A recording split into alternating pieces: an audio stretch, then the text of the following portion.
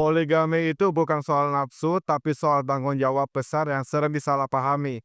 Kamu siap dengan fakta yang nggak pernah dibahas di pengajian? Bro, di usaha kita sekarang 35 sampai 44 tahun, kita udah mulai berpikir lebih dalam soal keluarga, soal tanggung jawab, dan mungkin soal pilihan hidup yang nggak semua orang berani ambil.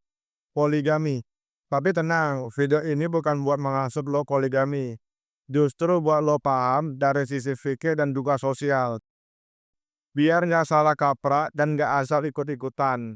Poligami itu bukan ajaran wajib, tapi pilihan yang penuh syarat.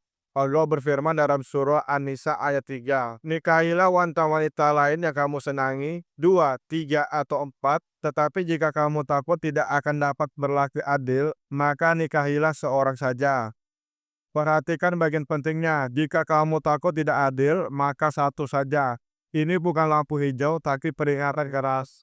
Dalam fikih, para ulama sepakat, poligami itu mubah alias dibolehkan, tapi bukan tanpa aturan.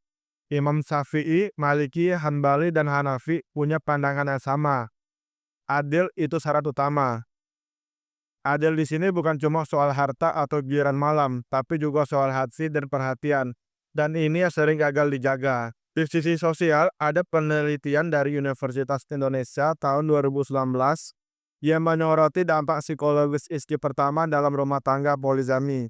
Hasilnya, mayoritas mengalami stres, kecemasan, bahkan gangguan kepercayaan diri. Anak-anak dari keluarga poligami juga beresiko mengalami konflik emosional. Jadi bro, poligami itu bukan cuma urusan pribadi, tapi punya dampak sosial yang besar. Ada seorang sahabat Nabi, Ali bin Abi Thalib yang ingin menikah lagi saat kuda bersama Fatimah, tapi Rasulullah melarangnya. Dan Fatimah adalah bagian dariku, siapa yang menyakitinya berarti menyakitiku, hadis riwayat Bukhari. Ini menunjukkan bahwa meskipun poligami dibolehkan, perasaan wanita juga harus jadi pertimbangan utama. Jadi bro, poligami itu bukan soal boleh atau enggak, tapi soal siap atau enggak bertanggung jawab penuh. Kalau menurut lo, apakah poligami masih relevan di zaman sekarang? Terus pendapat lo di kolom komentar. Jangan lupa follow berkonten Islam dan realita kehidupan pria dewasa yang gak dibahas di tempat lain.